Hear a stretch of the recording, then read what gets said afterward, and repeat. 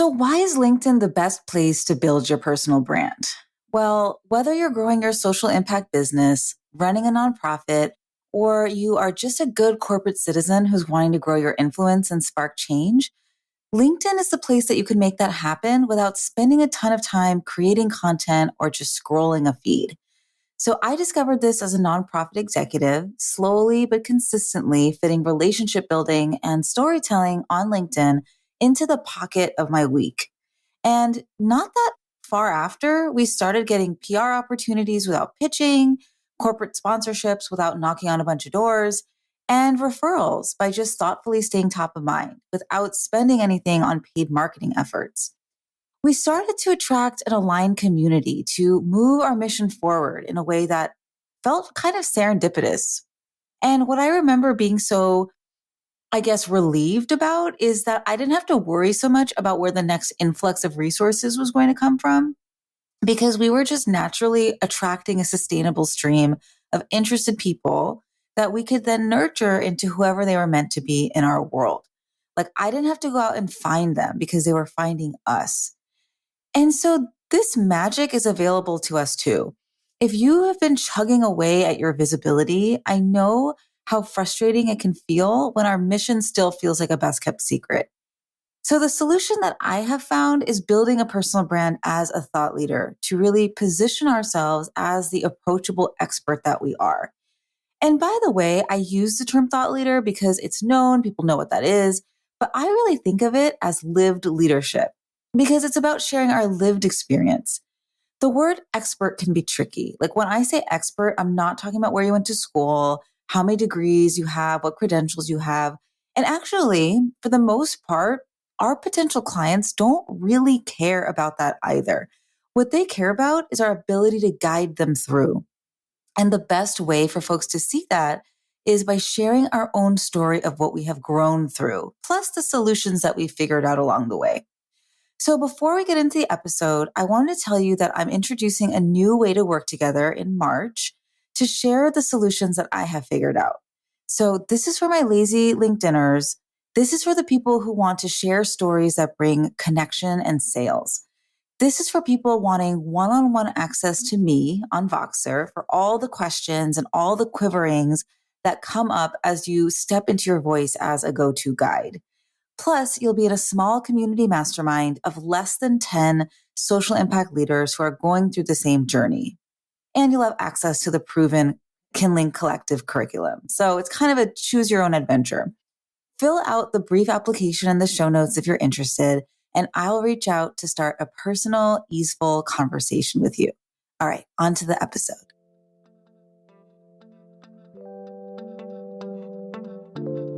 Three, two, one. Welcome to the Campfire Circle. I'm your host, Tania Bhattacharyya, and I empower purpose-driven women in building influential personal brands that drive change and raise revenue. We all talk about getting a seat at the table, but why though? Who wants to sit in a stuffy boardroom anyway? Let's reimagine the ultimate space of leadership as a campfire circle, where we share stories that inspire movements, build brave communities to huddle together with for warmth, and where there is always room. Come sit with us. So just before I share why LinkedIn is the best social media platform to get visible and grow your business, I want to just very briefly talk about what thought leadership is and why does it matter. So my definition of thought leadership is that it's a practice of consistently tapping into our passion, our experience, and our credibility to build trust and community as we imagine and shape the future together for the better. And so there's an action-oriented quality to this, right? Thought leaders or people who are putting out thought leadership have a vision for the future that is better than the one that we live in now. And we have a mission, and that's usually what we're doing through our consulting business. So maybe it's supporting activists in the environmental or conservation space communicate more strategically, right, to get a certain goal accomplished. Or maybe it's providing large-scale healthcare delivery transformation and safety net hospitals so that we can achieve health equity. Or maybe it's supporting small shop nonprofits with their finances so they can stay sustainable, right? So whatever it is, what you're doing is a big deal. And it needs to be shared so that others can pick up what you're laying down and lend their power, influence, network, etc. And again, LinkedIn is my preferred place to do that. And so there's a couple of places that you might be on the spectrum of using LinkedIn. And so one is you're using social media for your social impact business, but not LinkedIn. Like you're thinking about it, you're using Instagram, you're using Facebook, you're using TikTok, something to show up. And it's not that your people aren't there, but just personally, as someone who does hire other consultants to support my business, from bookkeeping to specific types of marketing support to podcast management, like when I'm scrolling Instagram, I'm not necessarily looking for those opportunities, right? I'm looking at memes. Like I want to just laugh and honestly kind of dissociate a little bit, if I'm being very honest. I should honestly take a screenshot of my suggested for you page on Instagram because it's hilarious and it's wonderful. It's all dogs and it's pasta. So it has nothing to do with like social impact really. But when I'm on LinkedIn, I'm there with a different mindset, right? I'm looking for something different. I am scrolling with an intentionality to grow my professional network. I am trying to see what my colleagues are doing. I'm trying to learn from them. I'm trying to support and build community as they share updates, right? I am looking at what's trending. I am learning about the news and happenings that might impact my business and the people that I care about. Like I'm looking at what conferences and events my peers are going to be speaking at and where they're going, right? Like who's changing jobs, who's starting their own business, all those kinds of things. And so that's why LinkedIn is so important if you are wanting to be in the mix that way. So two, the second place you might be is you are using a company LinkedIn profile page. Like you have that, but you're not showing up with your personal brand. And that's great that you're on the platform. And it's great if you want to keep doing that. But what I have personally noticed is that people want to know the face behind the work, right? They don't want to deal with a faceless company. They want to know the why behind the mission, or at least that's the thing that will build trust and community in a really authentic and much more quick way, especially if you're a consultant, a coach, a service provider, or some kind of founder-led business. Because what your clients are buying and what your supporters are supporting is really you. Like they're actually there to support you. So let's see you shine. Okay. So the third place you might be, and again, you might be multiple of these, but the third thing is you are okay getting visible on other platforms, like let's just say Instagram, but something stops you from posting on LinkedIn. And it has something to do with systematically limited beliefs around maybe not knowing enough, not being quote unquote professional enough, just not being enough of some kind to share updates on LinkedIn. Like maybe you need another PhD or you need a few more years of experience or whatever the case may be. Or it might feel icky to have all of your old coworkers see yourself put yourself out there. Like, what are they going to think about you? And there's so much I have to say about this. And just know that you are not the only one who feels that way. And I recorded an entire podcast episode just about this. It's episode 25, which is about barriers to visibility on LinkedIn and how to overcome that. So I'll link that in the show notes in case it's helpful. The fourth thing is you are using LinkedIn, trying to build your brand on there, but you're not seeing results in terms of new leads or like getting new referral sources, just compared to what you see other people doing. Like you see other colleagues who have tons of engagement. That makes you feel frustrated with your own lack of results. And so what I want to say to this is that tons of engagement does not necessarily mean that other people are building their business or converting them to whoever they're meant to be in their world. A lot of sales, and I guess what you might call conversion, it often happens behind the scenes, like either in the DMs or on a call, that you set up off of LinkedIn. And then five, like, of course, I got to add this to the spectrum, which is you're just in love with LinkedIn. You're all about it. And you're just listening to this to just celebrate the power of LinkedIn with me. And that's a great place to be too. That's great. So wherever you are, and maybe it's something that I didn't mention, I think of LinkedIn as a 24/7, 365 business building gathering that's always going on that you can just pop into anytime. And you can pop into it while in your jammies. Like you don't have to get fancy for it. And the clients and the supporters that you're looking for are all there. And just like in real life networking gathering, you can show up to just a random event that you found and just grab some charcuterie and hang out in the corner and think, gosh, this isn't working for me. Or you can take the plunge and start to strategically show up in aligned ways and begin chatting with the right people that you actually want to meet that can make the needle move for you in your business. And the chances are is that you're already connected to that kind of person, right? Who is actually looking for the transformation that you provide and doesn't even know that you offer that specific solution right now. Okay, so let me talk about why LinkedIn. And I think that I want to do this by sharing some myths around LinkedIn that are out there. And then I'm going to share the facts or the truths, at least my truths, right, of how LinkedIn has changed to really be the most effective and worthwhile social media platform to grow your social impact business. And by the way, there's some truths to these myths because LinkedIn has changed a lot. And LinkedIn was a lot of these ways. And I bet many of us, after we graduated from high school or college, or maybe trying to get our first job, we created a LinkedIn and we just let it sit there. But more recently, LinkedIn has really been overhauling their algorithm and themselves. And they're continuing to invest in creators. And so, yeah, it's just a great place to build your brand, right? Which is what this is all about. So the first myth I want to tackle is that it is stuffy, it is boring, it's sterile, it's corporate. In fact, when I was on Diane Mayer's amazing podcast, Coffee and Converse, she referred to it as TikTok's corporate grandpa, which is something that I have stolen because I love that phrase so much. But the truth is, much like the actual corporate world, especially recently, there has been more of a humanization, right? Is really working on putting the social back in their social media. And they're investing heavily in growing different parts of their platform to like support creators. And when I say creators, like maybe you're an undercover creator, maybe you're not a creator at all. But what I mean by that is somebody who's looking to show up and just share interesting things on LinkedIn and build community there, right? And so they have released something called creator mode. They've released newsletters, carousels, polls, LinkedIn audio rooms, right? Which is kind of like how Clubhouse is, and just other new ways for people to build personality driven brands.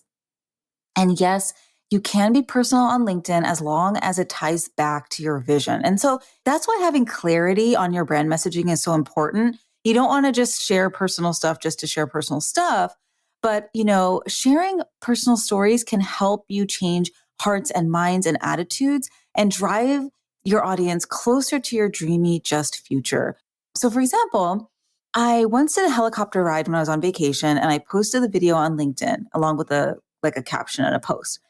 And yes, it was technically a vacation video, but I tied it back to the importance of getting that 30,000 foot view when you are writing your personal narrative and your personal story. Because so often we can't see the value and the strength in our story because we're too close to it, right? And so this post was all about that. And that's just one example, but there are so many different ways that you can share a personal story that builds trust and community, right? And so the second thing I want to share is that it's a myth that you only use LinkedIn to find a job. And you definitely can use it to find a job. And so if your work does have to do with HR or recruitment or career coaching, like that is definitely a place you should be. And just very quickly, by the way, is also building out their services marketplace, which is almost like Upwork or Fiverr, in that you can be found by potential clients and get hired directly from LinkedIn. Potential clients can send you a proposal without ever having to go to your website. And I've already gotten a couple of proposals like this already on LinkedIn. And each time I'm like, oh, wow. But I digressed because getting hired is not all LinkedIn is for. Like a related myth to this is that LinkedIn is a place that you just copy and paste your resume into your about section. But it's not about posting your resume, right? It's about serving as a helpful resource for those you serve. So if there's one thing you take away from this, don't be a resume, be a resource. Like it's about sharing helpful, valuable content that serves your audience and moves the needle. And if you don't know by now, I'm a big proponent of being lazy on LinkedIn, which is just posting once per week and spending one intentional hour per week on the platform. You're just doing the right things, right? Things that will move the needle. And I'll tell you more about why that works later on in this episode. But on LinkedIn, that one piece of content works as a 24/7 marketing team Because if a client of yours, let's just say a client or a referral source of yours likes that post, their colleagues, the people that they're connected with, are going to start seeing your name and your content come up on their feed too. And your clients, your people probably have friends who also struggle with the issue that you are helping them with right now, right? And so one of the cool things about showing up and building your thought leadership on LinkedIn is how large your impact and your reach becomes. Out of all the people who begin to reach out and start to let you know like that your content reached them and inspired them to do things differently, or the people that hire you, there are probably 10 times as many out in the world who also are building that trust with you and who also feel that way. And they just haven't told you yet, right? And so myth number 3 is that LinkedIn is built for different kinds of sectors, right? Different kinds of people, as in none of your creative, brilliant people that you want to work with are on there. You may pop on there, but you see the same people posting all the time. And it doesn't feel like it's your potential clients or your supporters.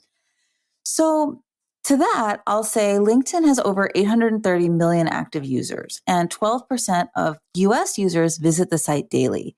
And you might be saying, oh, but Instagram has so much more than that, right? They have so many more people there. And that's true. They have over 1 billion people there. But, and this is a big but, less than 5% of LinkedIn users actually post content regularly. And that number, I've seen 3%, I've seen 5%, but 5 is the highest number I've seen for this stat. So we've got a lot of LinkedIn lurkers. And if you listen to the last episode of this podcast with Mariah Cause, you heard her say that our champagne clients are lurking in luxury, right? And so these statistics are important for a couple of reasons. One, it's not about the number of likes you get, because again, like I said earlier, like it's easy to fall into a pit of compare and despair. But trust me, even if you're not getting a ton of engagement or like likes or comments, people are watching, they're internalizing, they're consuming, they're building trust in you, whether they like your post or not. And remember, we've got a lot of luxurious lurkers on LinkedIn. And 2, with a greater ratio of users to content than other social media platforms have, your posts are going to linger in the feed longer, and they'll have a shelf life of a week, 2 weeks, even longer than that. They just have more time to get noticed. And that's why being lazy on LinkedIn works so well. Bottom line is LinkedIn is still unsaturated, and you can get a massive organic reach to your content. Okay. Myth 4 is that, gosh, since I'm new to LinkedIn or I have a super small following, like less than 100 people, it won't work for me. The LinkedIn algorithm was actually designed for growing your network, right? It was designed for business development. So again, like I said this before, but let's say a client likes your post, the algorithm is going to show their network your post. And so it's an easy way to build your network, and it is a network that is like the audience that you already have. It's like the audience that you want to build. And it tends to be an audience that can invest in your services, because over half of internet users who make over 75K per year use LinkedIn. And that's like an older stat. Like I would be curious to get the more updated version of that, but it just points to the fact that the folks who are on LinkedIn generally can invest in your services, whether you're a coach, service provider, consultant, coach-sultant, that kind of thing. Plus, LinkedIn is a trusted professional brand in and of itself, right? It has been rated the number 1 most trusted social media platform. It's not used to find like romantic partners. You know, it's just different. It's really used for building up our business. And I recently learned, which makes so much sense, LinkedIn gets its revenue from its premier paid memberships. And so many other platforms get its revenue from ads. So it behooves them to promote like controversial, salacious content, because people will just keep showing up to fight each other. Versus LinkedIn wants to keep its professional networking members happy. It's just a different vibe. Like people on LinkedIn are actually friendly, they're supportive. And if someone does troll another person, that comment is attached to their name, and it could impact their ability to get their next job or find their next customer. The whole way that LinkedIn is set up, it just lends itself to peaceful community building. And then the last thing, the last myth, it's not really a myth, it's more of a trend that I've been noticing. And honestly, it's a trend that I support, which is, hey, I don't want to create any more content for social media. I don't want to do this content treadmill thing. I want to spend my time elsewhere. And I love that. And what I'll say about that is that LinkedIn is indexed by Google as a super trusted domain. And so, yes, you probably have a website for your consultancy or your business. But in fact, if you Google most professionals, their LinkedIn is one of the first things to come up. Like maybe it's the first thing, maybe it's probably in the top 3. I would encourage you to Google yourself and see where your LinkedIn comes up in that. But as your visibility snowballs, people are going to start Googling you.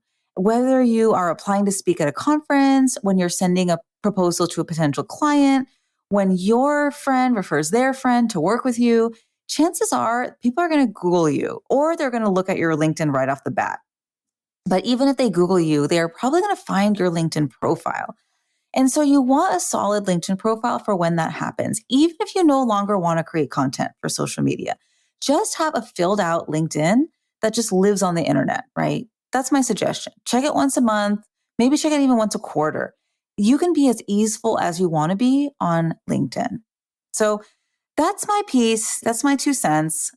And if anything about today's episode inspires you to get more visible as a go-to trusted voice and build your social impact business on the platform, I want to invite you to go deeper into this work with me. Because showing up on LinkedIn can bring up a whole bunch of questions like, how do I find my people? What do I even say to this person once we're DMing so I don't sound like a spammy bot? Or what do I post about as I get ready to launch my new service? What do I prime my launch with on LinkedIn? So I am creating a new way to coach SALT up to 10 vision-led women. You will have access to me via Voxer for any and all of these types of questions.